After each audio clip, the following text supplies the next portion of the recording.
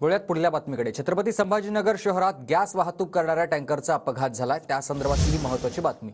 अपघात झाल्यानंतर मोठ्या प्रमाणात गॅस गळती सुरू झालेली आहे। गॅस गळतीवर नियंत्रण मिळवण्यासाठी आणखी 4 ते 5 तास लागणार असल्याची माहिती मिळते। परिसरातील शाळा, कॉलेज आणि क्लासेस बंद ठेवण्याच्या सूचना प्रशासनाने केल्या आहेत। तसंच हॉटेल आणि घरात देखील गॅस शेगडी न पेटवण्याच्या सूचना करण्यात आल्या। अपघातानंतर परिसरातील विद्युत पुरवठा देखील खंडित करण्यात आलाय। कोणतीही दुर्घटना होऊ नये म्हणून प्रशासनाकडून खबरदारी घेतली जाते। दरम्यान अग्निशमन दलाकडून गॅस टँकरवर सातत्याने पाण्याचा मारा सुरू आहे। सिडको उड्डाणपुलावर चढताना कठड्याला धडकल्याने या टँकरचा अपघात झालेला आहे।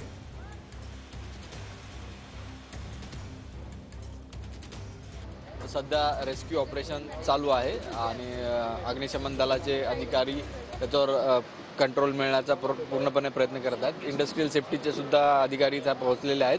पोलीस दल तात्काळ येऊन पोलीस दलाने सर्व ट्रॅफिक इथले बंद केलेले आहे। जालना रोडवरली ट्रॅफिक 7 हिलपासून इकडे मुकुंदवाडीकडून येणारा रोड आणि वोखाडकडून येणारा रोड जो आहे तो डायव्हर्ट करण्यात आलेला आहे। कृपया नागरिकांनी सहकार्य करावे। इकडे विनाकारण कोणीही फोटो काढण्यासाठी किंवा बघण्यासाठी विनाकारण कोणी येऊ नये। अपघात झाल्याची आमच्या कंट्रोलला माहिती आली। त्यानंतर आमचे पूर्ण 2 ते 3 गाड्या त्या घटनास्थळी आल्या। त्यानंतर जर कॅबिनमध्ये काय ड्रायव्हर कोण अडकले होते ते काढून हे केले, शिफ्ट केले त्याला आणि नंतर जे वाहतूक हे पूर्ण बंद करण्यात आली।